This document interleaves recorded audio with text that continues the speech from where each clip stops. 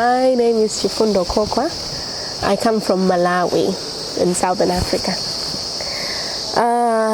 Malawi is a country, small country, but we have a population of around 18 million people.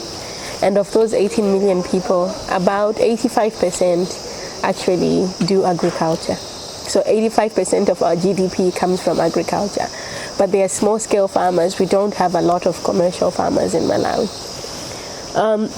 So I work for an organization called Schools and Colleges Permaculture Program in Malawi. It's called Scope Malawi in short. Scope Malawi is part of a regional program called Rescope, and we are in 5 countries: Uganda, Zimbabwe, Kenya, not Tanzania, Zambia and Malawi, 5 countries. Yeah. So it's a regional program called Rescope. So basically we do permaculture in schools. The reason why we work with schools is because when you're trying to introduce a new concept like agroecology and permaculture that people did not know before, it's always a risk, and farmers are not willing to take that risk initially.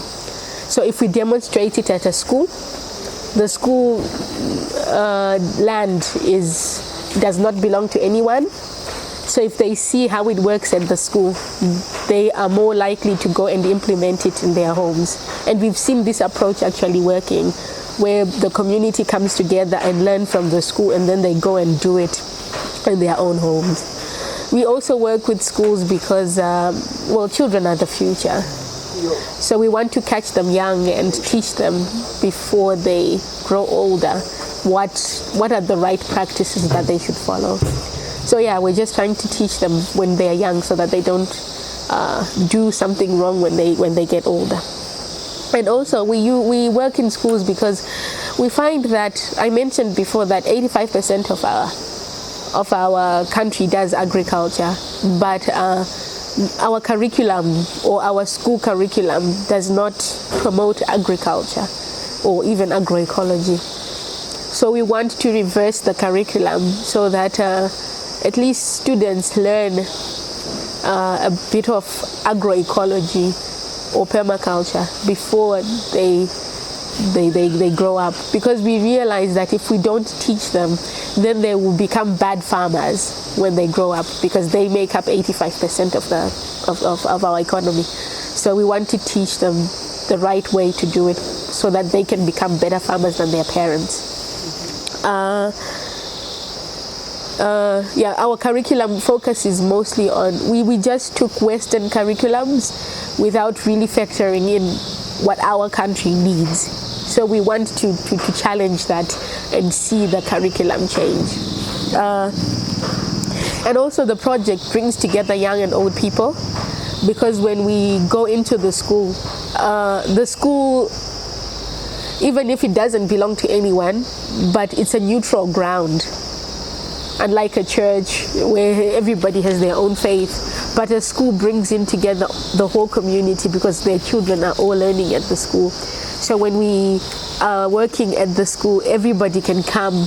They are invited to come to the school, and they feel ownership because the school belongs to them, because their children are at that school. So it's a community school because everybody is using it. So we find that when we work with schools, a lot of people come and get involved because it is their school.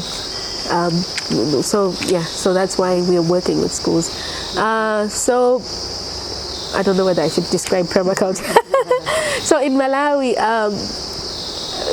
the reason also why we work with schools is we have a situation where children come to school hungry every day.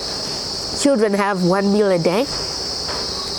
So it's normally in the afternoon. So when a child goes to school in the morning, they haven't eaten breakfast. They come back from school, they get a meal, but that is the only meal they'll get for the day. So in the evening, they will not even eat something. Some, if they're lucky, will get dinner, but breakfast is normally non-existent. So the child just wakes up and goes to school without. So we find that the children cannot concentrate in class.